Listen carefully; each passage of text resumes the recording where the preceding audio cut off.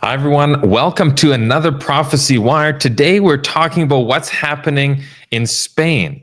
Spain is having a massive power outage, and I'm just going to get right into it and show you guys some clips of what's happening over there right now.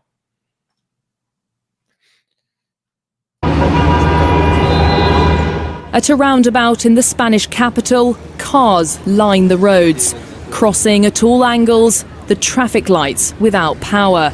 And it's a similar story in the Portuguese capital of Lisbon. The cause, a major power outage across the two countries. Causing chaos for travellers, these rail passengers stranded in Valencia.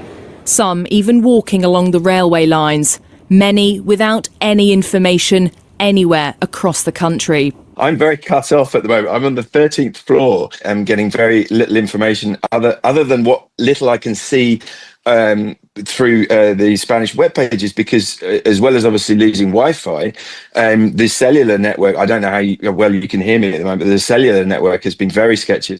And across Spain, queues for buses like these travellers in Barcelona, told not to drive unless it's necessary. So this is some pretty fascinating things that are happening right now. We'll take another look at one of these clips. Spanish authorities say power has been partially restored in northern, southern and western Spain following a massive power outage that has caused chaos for millions of people across the Iberian Peninsula. While the government has promised an investigation into the outages, which also affected parts of France and Portugal, the National Energy Network has suggested that they could have been caused by extreme temperature variations in the interior of the country. The outage was as sudden as it was inexplicable. Across Spain and parts of Portugal and France, the electricity which keeps a modern economy humming simply disappeared. Traffic lights were out, meaning streets were soon gridlocked. In Madrid, the metro system shut down, funneling more people onto busy streets and into cars that then clogged arteries. Outside Atocha, Madrid's rail hub, thousands found themselves stranded with little idea of how to get home or get to work. Inside, the normally bustling platforms were eerily deserted. Airports fell back on emergency power supplies, but scores of flights were still grounded. That was expected to have a knock-on effect across Europe. The outage occurred around 11:30 this morning Irish time. Play at the Calle Magica on the 7th day of the Madrid Masters tennis tournament was suspended, with fans using their mobile phones to find their way out of the stadium. The president of the Madrid region called on the authorities to implement a national emergency plan. Periodistas todos estamos recibiendo información. We are all getting information in bits and pieces, so we can't give you much more in this situation, which is so abnormal. What we are going to do is ask the government to activate Emergency Plan 3 so that the army can preserve order if necessary. Bank machines, office computers, restaurant ovens were all affected, an expanding glitch that rippled through every aspect of life. So this is quite fascinating. Nobody was expecting this. They say there's many different things that could have caused it. The temperature changes, maybe a solar flare. They have some different articles talking about this. Spain, Portugal, and parts of France hit by massive power outage. A nationwide power outage hit Spain and Portugal on Monday. That's today, leaving millions without electricity. Reports indicate issues with the European electrical grid. Then here, Spain and Portugal hit by unexplained power blackout, wiping out traffic lights and causing travel chaos. So this is when there's things like losing power, it causes such chaos that most people don't even really expect. Is this something that we could see happening more often? And we're talking about this in a biblical prophecy aspect, and the answer is yes. We're going to be taking a look at some different Bible verses and quotations, but this is something that we should not just ignore oh, that happened. It's unfortunate for the people in Spain and Portugal. That couldn't happen here, though. Wherever here is for you. And maybe here was in Spain for you or Portugal. And now you're feeling it. They've already started getting some power back on in some regions. We're not sure exactly how long it'll take to get power back to the whole countries. We have become so desensitized to these events that we just ignore them. That's very interesting, but I don't really need to prepare for it. We need to be thinking about these things, especially if we are Bible-believing Christians, because there is a lot of connection to what's happening in the world and what's happening in the Bible. And we're told so that we can be aware and not caught as a thief in the night. Even in North America, we've been seeing different sort of threats that can come, and people talking about these things. This, for instance. This is the sound most people expect to hear in an attack on the American home front. But when war comes, we may only hear this. Silence, when many of the things we rely upon stop working. The Commission on the National Defense Strategy recently warned senators the United States is unprepared for a devastating cyber war that will bring life in towns and cities across America to a standstill. The public is essentially clueless about the massive cyber attacks that could be launched any day by our adversaries, not just nation states, but rogue actors as well. Experts see the next war beginning with a keyboard attack on America's critical infrastructure, threatening to cut off internet, electricity, water, transportation, and financial systems. It would mean almost everything from phones to gas pumps to cash machines to traffic lights suddenly stop working. I want to ask you guys online if you can put in the chat, what would happen if the power went out and it didn't come back on? What sorts of things are controlled by power? If you're in a city, let's say you're in a city right now, and the power goes off. Now, they mention several things that would happen. What are some things that you guys think could take place if there was a power outage or some sort of a cyber attack where the internet is cut off, maybe the phone lines, the cell phone service, all of these things ceased? What would we see? What sort of situation? I want you guys to put in the chat and see what you guys have to say about this. We need to actually do some thought about this. The Bible has several situations from beginning to end where there was different calamities and catastrophes, where the people in the Bible had to prepare. Noah is a very good example. Lot was warned ahead of time of destruction that was going to happen there. There is, even regarding the destruction of Jerusalem, Jesus told them, these are the signs, and when you see this, leave Jerusalem so that you can be away from where these catastrophes are actually going to take place. So we have a couple answers here. Joseph Marr said financial ruin. Financial ruin. And that's a very interesting one. If we lost power for days or weeks or months, then how do you even have financial transfers? Because people don't care around gold. People don't care around these things, and you can't eat gold. You can't run your vehicle with gold. Things would change quite quickly.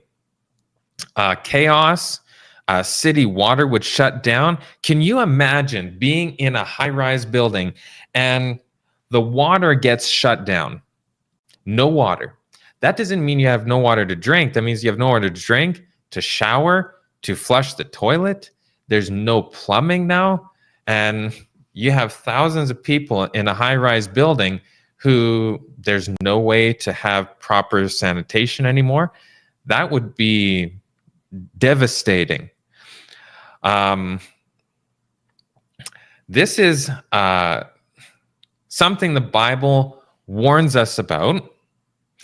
And now I'm going to go back to here. There's another article. Countries shore up their digital defense as global tensions raise the threat of cyber warfare. Now, this is all from this cyber warfare idea, or even overheating or solar flares or anything like this. Now, there is a documentary that came out quite a while ago, and it's called After Armageddon. It's a very fascinating documentary. It was eerily similar to something that happened a couple years ago. I don't even want to say the word or else our video is going to get taken down, but it was something that happened in 2019, 20, 21. I think everybody knows what I'm referring to. And this documentary goes through a scenario. What would happen if some of the key people, because there's only like a handful of people who know how to run and rework some of the transformers, the main grid transformers, in America. There's less than half a dozen in the whole country. And if some of those got hit or some of those malfunctioned, it's 6 to 9 months order, and they're not held in stock before they can even make one again. And then if there's other things that are contributing, it might even be longer, and the whole grid shuts down. So this documentary here, and I'm going to play just a tiny bit here, or else we may get a copyright strike. Hopefully not, because we're doing commentary on this on short little pieces. But it's interesting how they bring up these things a lot ahead, like it's forethought. And it's eerily similar to what we've seen. And there's another video I'm going to bring up as well that has a very similar feel to what just happened in Spain. And I'll be sharing that with you a little bit later on the live stream. And if any of you have questions, different questions about some of these different Bible events, make sure you put them in the comments, and we'll get to those at the end of the stream here, and we'll try and answer as many as possible. So let me play just a little bit from this.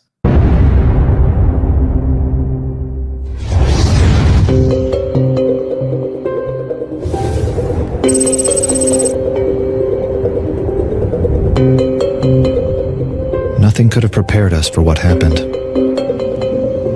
Millions dead in a matter of weeks.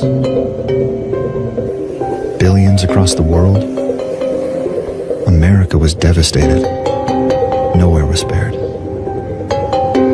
Without food, water, or power, cities like ours became wastelands. We were just an ordinary family. But pretty soon we realized if we wanted to stay alive, we had to get out of the city. We thought we were leaving the worst behind us. But we were wrong. I'm going to pause it there for 1 second. And it's interesting how they said they seem like a pretty ordinary family, but if they were going to survive, they realized they needed to get out of the city. And they thought the worst was behind them, but they were wrong. And I find that very fascinating. But still, they needed to leave in order to survive. So basically, this guy's a doctor. It's a docudrama. It makes a story to kind of tell through a scenario if it could actually take place. And they have a bunch of different people that they're interviewing along on this. They have some different, let me see if I can find a spot here. These different guys that they're talking about, if there's an emergency, there's only 3 days worth of food in the grocery store. And if something happens and people are rushing to the grocery store, typically it's 1 day. If there's something severe enough, because there's the volume of people is going to try and stock up and prepare. Now, we want to be preparing much before something like this, and we want to be thinking ahead. But it's a very interesting concept. They continue through, and later on, I'll see if I can find it on the later part of this documentary right here.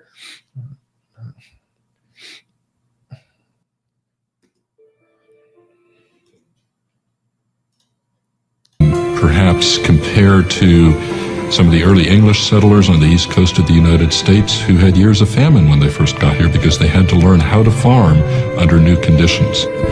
In order to grow food, we would probably jump back to the 1850s, 1860s in terms of technology, where we would be using more human power, more animal power to grow food. But it would be a radical change in that. So it all goes back to the same thing, food. I mean, food is the basically the most important thing that we need. If we don't have food and water, but water sometimes is a little bit easier in some areas, food takes time. Food doesn't grow instantly. So we had some other responses here. All food will be spoiled. That's a fantastic point. Your freezer doesn't run. So if you have a bunch of food in your freezer you think you're stocking up, that's going to be gone. No clean water. You can't purify the water. No fuel for vehicles. No electricity. No air conditioning or heating. What if something like this happened especially in Canada, where it's decently cold and it's minus 20 degrees? Then even your house is going to freeze, your water pipes are going to freeze, and then even if it thaws out again, all that's going to be broken. Mass chaos, no water, food shortage, no security, riots. There's a lot of things that would take place. Now, let's see what the Bible has to say about some of these things, and then we're going to come back to this idea in a little bit. So 1 Thessalonians 5, verse 2-6, for yourselves know perfectly that the day of the Lord so cometh as a thief in the night. For when they shall say, peace and safety, this is the problem. We're not saying this here. Then sudden destruction cometh upon them, as travail upon a woman with child, and they shall not escape. But ye, brethren, are not in darkness, that day should overtake you as a thief. So we who believe in the Bible, who are reading the Bible, it shouldn't take us as a thief. We should know. You're all children of the light and the children of the day. We are not of the night, nor of darkness. Therefore, let us not sleep as do others, but let us watch and be sober. We need to be looking for these things happening, and we need to be aware, and we need to be prepared for them. If you know a thief is coming, you can prepare. God is asking us to prepare, not just to pretend that nothing is going on. When we see these signs, we need to take action.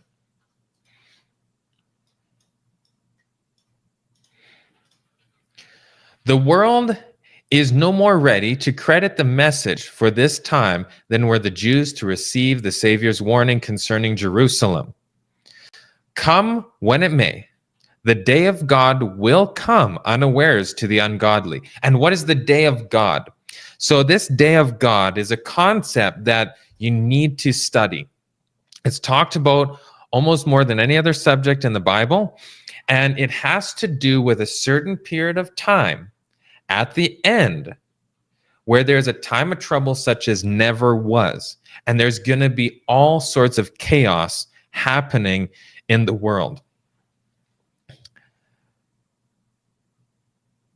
When life is going on in its unvarying round, when men are absorbed in pleasure, in business, in traffic, in money-making, when religious leaders are magnifying the world's progress and enlightenment, and the people are lulled in false security, If there's not a false security right now in America, then I don't know, because all the religious leaders are saying, yes, we got this now.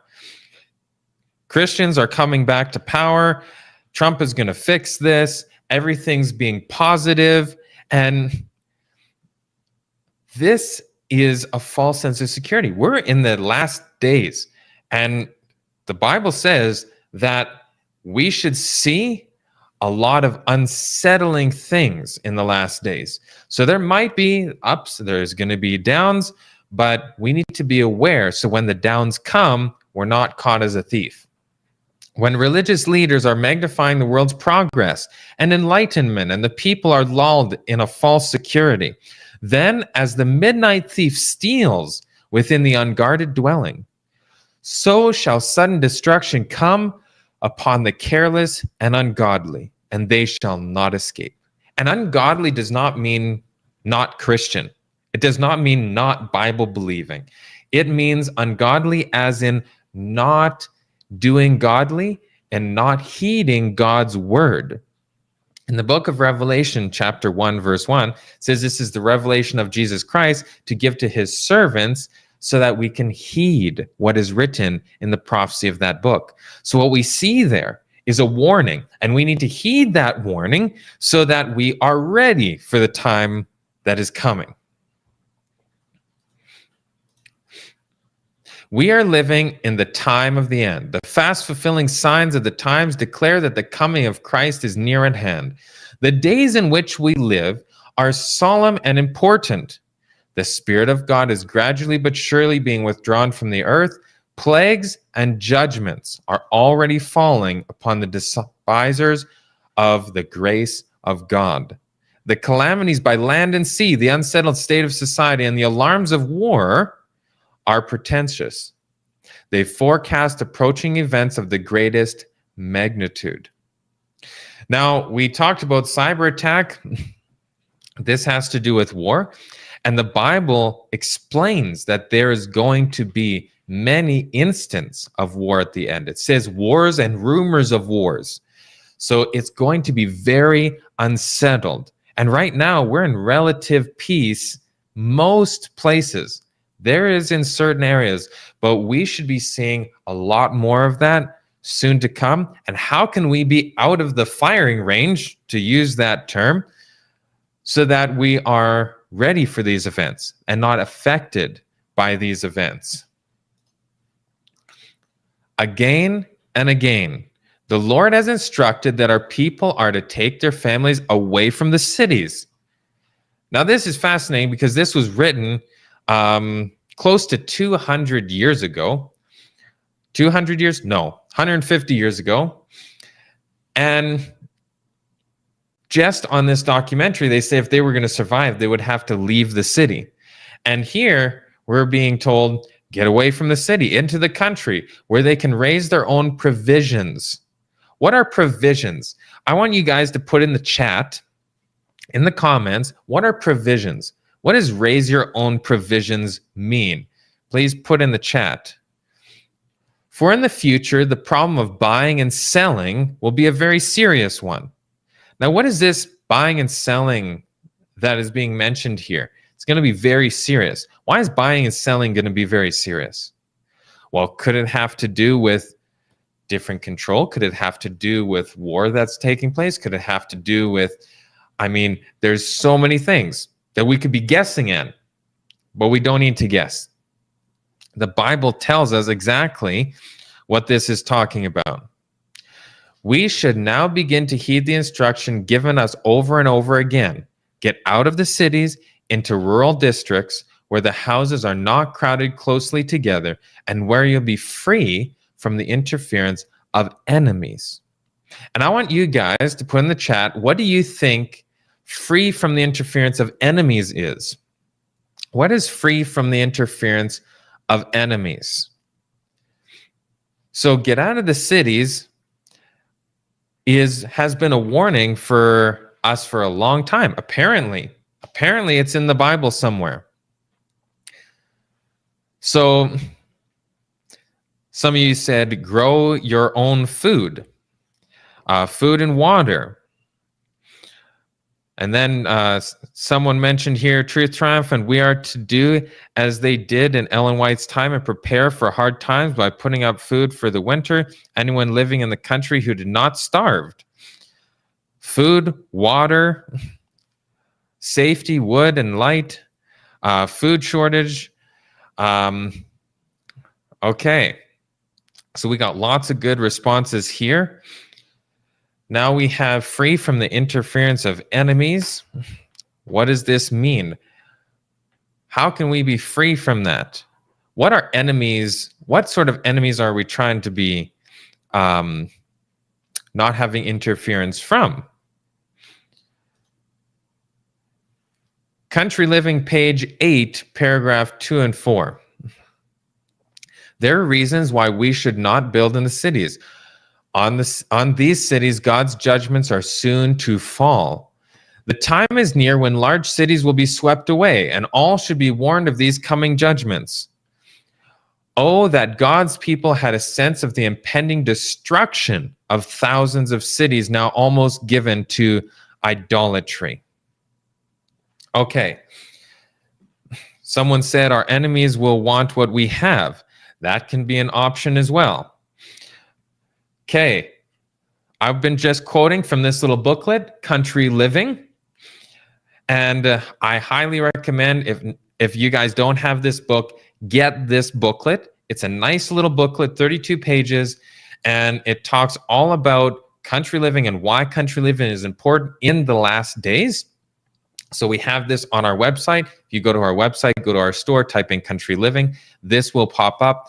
Get this and get some for your friends, your family, and share this because it's a fantastic little read talking about what we need to do and why country living is important. Maybe I can even set this here so that it's visible for everyone. Okay, we'll see if I can knock this over. Right there. Should be okay. Okay, now what did we see about enemies? Our enemies will want what we have. The deceived. Flee from interference of enemies, meaning be off grid. Storing food correctly is just as important as growing it. What good is to grow it if you can't store it properly? I 100% agree. Very important. Here's some thoughts that I have on some of these interference of enemies. Enemies are anyone who's impeding you from being obedient to God. An enemy is anyone who makes it difficult, even indirectly difficult, for you to do what God is asking you to do and be prepared. So for instance, and I'm not telling anybody what to do. I'm just telling you what I've done and what I believe, what I think. And you guys need to talk to God yourself and study for yourself to know what you need to do. When in Saskatchewan, that's the central part of Canada, it is flat, super flat. You watch your dog run away for 3 days. And they do a lot of spraying on the big fields. That spraying wafts over. It can go miles.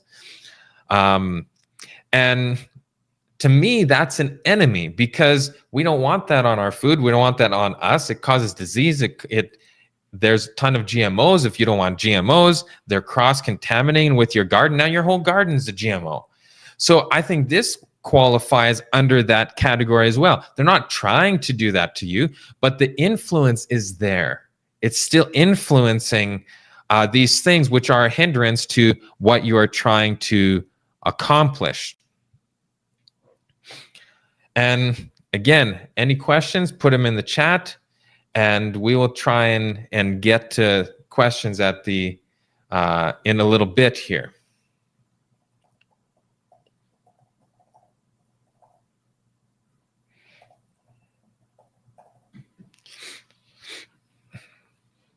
Okay. Romans 13:11-14. Actually, there is some I'm going to skip these 2 slides because we're running out of time for today. And this is another documentary, and it's called Connections. It's quite a while ago that it was made. Very fascinating. And I think it's this first section here, I can't play the entire thing because it's quite long, but I will skip through it. And it triggers a lot of thoughts in your mind. And this is just a secular documentary, but very fascinating.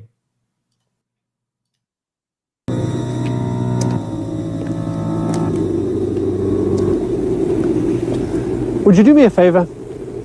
I'd like to stop talking for a minute, and when I do, take a look at the room you're in, and above all, at the man-made objects in that room that surround you. The television set, the lights, the phone, and so on. And ask yourself what those objects do to your life just because they're there. Go ahead.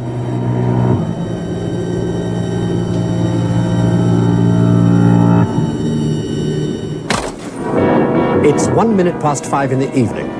Rush hour in downtown Manhattan. 800,000 people crowd onto subways, looking forward to home, to the end of this journey. For most of them, the technology carrying them doesn't exist. They take it for granted.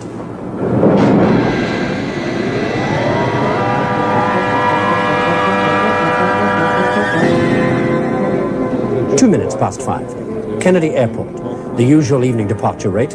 Passengers with appointments in New Delhi, London, Tokyo. Appointments they expect to keep. And 200 planes due to arrive in the next 5 hours. 703, turn left heading 230. No delays expected. It's now exactly 100 miles northwest of New York City. This did what it was built to do, with disastrous consequences. You may have already guessed what kind of technological network this is part of. It's a bit of a power station. The power station known as Adam Beck 2, here at Niagara, where electricity is generated by the tremendous power of falling water. And on the particular evening in question, this relay detected an increase in power on one of those lines that was above a preset limit. When that happened, magnets set around this metal cup caused it to rotate, and that brought this arm to make a contact like this. That contact was made on the evening of November the 9th, 1965, at 16 minutes and 11 seconds past 5.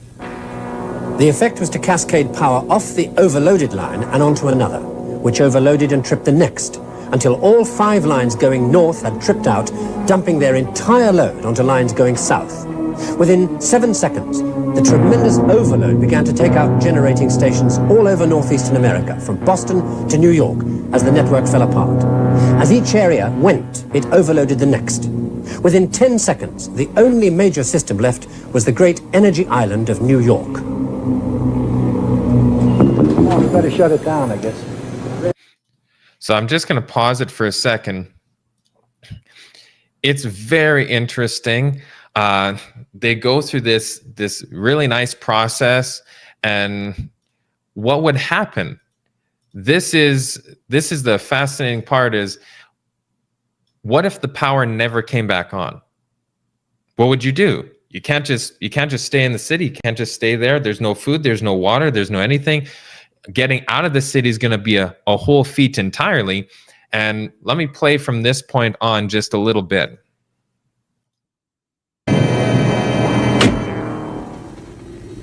The minute you decide to move, you're on your own, in a way that no modern 20th century city dweller has ever been in his life. And then the traps begin to close. To start with, do you even know where to go in order to survive? Did you manage to get a map before you left? And if you did, how do you get out? Walk? Drive until you run out of fuel? Are you ahead of the millions of other people pouring down these roads trying to do just what you're trying to do? And if they catch up with you, have you got something they need? And if you have, can you protect yourself? Did you bring enough food and drink to last as long as necessary? And if you didn't, where will you get it? Steal? How far out will you have to push on until you're far enough out to be safe? And can you be sure that's far enough? It really triggers a person to think about the entire process.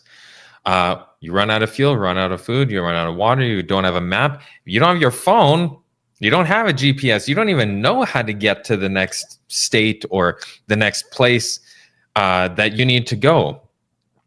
I wish I could play this whole section, but it's going to be too long. So we're going to jump through. And basically, he gets to a farm, and he says, if we got to a farm, now what do we do? What's the process?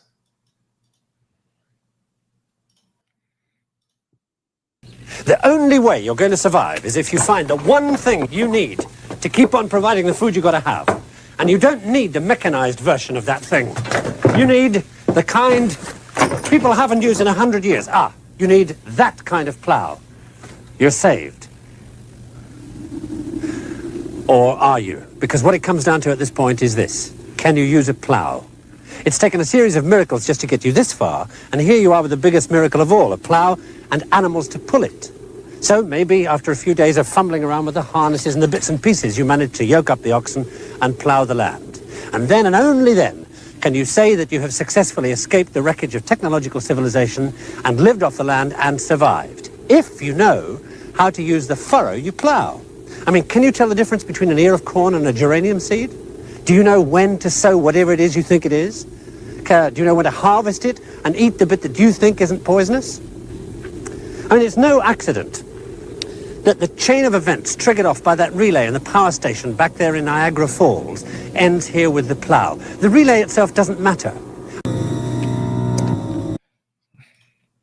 So, very fascinating, and really causes a person to think, if this happened, and the Bible says it will happen, what are the things that we absolutely need to survive? And what do we need to consider in order to do that? Do we have the skills to even do that? Like you said, there's the oxen that are standing there and the plow. Well, the likelihood of finding a plow like that at some random farm might be low, especially a working one. And finding the oxen is going to be probably even more low. And then your ability to drive them, lower than that. So what do we need to be thinking about? And we have started already a series of studies that are going to be several dozen weeks long, going through the end time events and also asking some of these questions. How do we prepare for this? It's every Saturday at 5:30 p.m. PST time.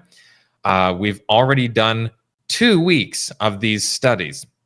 We've talked about the beast in Revelation 13. We talked about some of the different topics we're going to cover. And this upcoming Saturday, we're going to talk about what is the mark of the beast.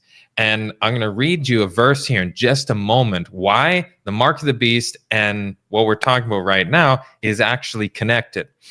So here are some things that I believe are the 3 pillars of a country property.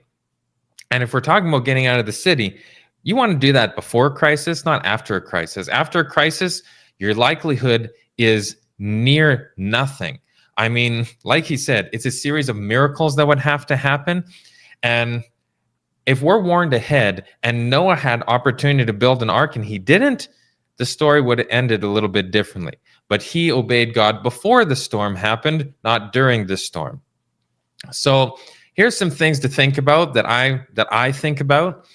Land.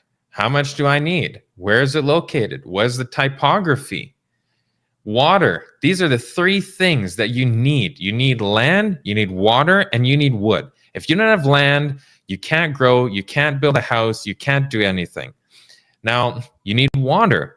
You'd die in a couple days without water. You need to water your garden, you need to water yourselves or your livestock, whatever you have needs water. Then wood. Why do you need wood? You need wood if you need to do repairs, if you need to do fences, but most importantly, you need wood so that you can cook, that you can clean your water, that you can stay warm. In Canada, it gets cold, and in the States, it gets cold. we need to be thinking about a lot of these things if you don't have it. And the other question is, how much? How much do I need? How much water and how much wood? Most people haven't even asked these questions. They think, well, here's a nice little cute little property, and here's a spot for a garden. Then, you know, there's 3 trees over here. That's probably good. But they've never tested it. They don't know. Oh, I need to harvest my wood. How many? Because firewood's actually done by cords. And if you've never heard of the wood cord before, you might want to start learning about some of those things, which we're going to be talking about. Now, we also have a YouTube channel called How to Country, where we show you guys how we do this and what we do. Everyone's different. You can do whatever you like. But what we do is what we're showing on the How to Country YouTube channel. So we have these things, but how much? How much land does it take in order to grow food? I want to see in the chat, and we're only going to be able to go here for another few minutes. These are important ideas. Land. I want you to see what you guys think. How much land do I need? Let's say, let's make this for a family of 4, okay? 2 adults, 2 children. Let's just say they're all eating like adults, though. So it's 4 people, family of 4. How much land do you need? Water? How much water do you need? How much wood do you need? I want to see what you guys are going to say in the chat. Put your comments in the chat there.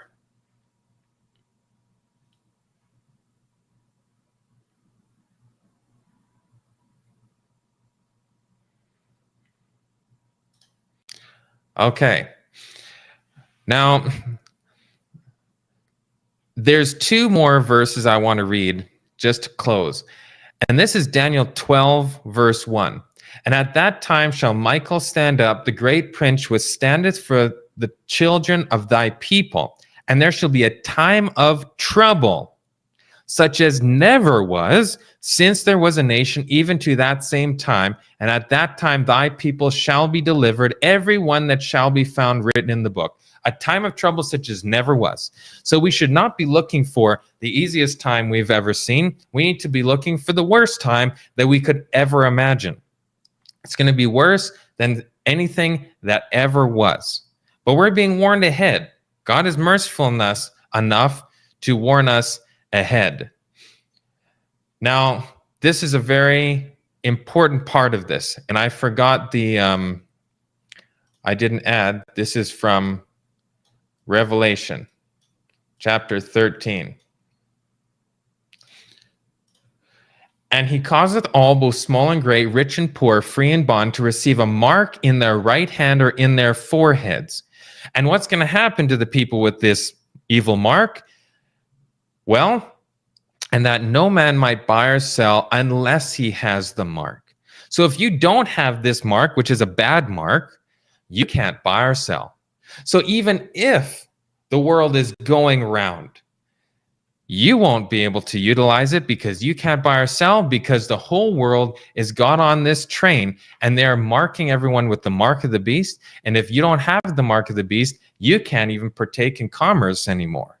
You can't pay for electricity. You can't pay for your phone. You can't pay for internet. You don't have anything.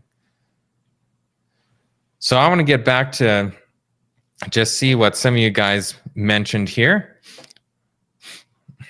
Okay. Some said 2 acres, 30 acres, groundwater stream. Wood is like money in the bank. 4 people need 800 square meters for growing food per year. At least 4 liters per day per person, so quite a bit. That's without washing your hands or anything else. So we have tons of different answers in here. The thing is, Noah was warned ahead and he prepared. He prepared an ark for the saving of his family, and not only them, but all the animals that joined him. If we want to be ready for these final events, we need to be ready for exactly what God says is going to happen. And if he says you can't buy or sell, that means you have to be able to self-sustainably live without being able to buy or sell. That's how I read it. Maybe some of you read it differently, but how I read it is when the Bible says no buy, no sell. For me, that means no buy, no sell. And I'm not taking the mark of the beast, so I need to be ready in order to be living self-sustainably. And we're going to cover how much land, food, water, all of these things it takes to be self-sufficient over the coming weeks, because a lot of people maybe have no idea. I didn't have an idea before I really started looking into this and studying this and trying it practically. Because most people have not grown enough food for them to live for an entire year and stored enough food to live for an entire year. So we're going to be covering some of these things, so you don't want to miss our studies that are happening Saturday. Some of them might end up on a Friday, because there's going to be a lot of them. We're going to be talking about this for a long time. The final events, it's very important. Noah went around, he gathered food for all the animals, he gathered seeds from around the world. That's why we have seeds today. He did a due diligence. 120 years he prepared for this one event. And we need to be preparing for this one event that is worse than any event that has ever happened in all of history. And it sounds scary. It sounds impossible. But nothing's impossible with God. And he tells us so that we are ready. And we're sharing our experience, and we're sharing our understanding with all of you so that you can be ready too, because we don't want any of you to be caught as a thief in the night. That's why we are talking about these things. Take these little events that are happening in Spain, that happened during the last few years, as a warning, as a wake-up call. These people in the world are putting some of these pieces together for us, and we need to be the ones that are pushing this preparation message, because we are the ones who have the Bible. We know the playbook, and maybe we don't know it good enough. That's why we need to be studying. But there's no reason to fear. God is not a God of fear. He's a God of peace. Be still and know that I am God. He will help every single person who wants to be ready. He helped Noah to build that ark. It was a lot. Noah had to do a lot of work, but God gave him direction, and God showed him and helped him exactly what he needed to do in order to be ready. So may God give you the strength. May you keep studying, and join us on this upcoming Saturday. We're going to talk about the mark of the beast. What is it, and how will it affect us? And in the coming weeks, we're going to see how can we avoid taking the mark of the beast and be ready for all this time of trouble, such as never was. God bless, and we'll see you in the next video.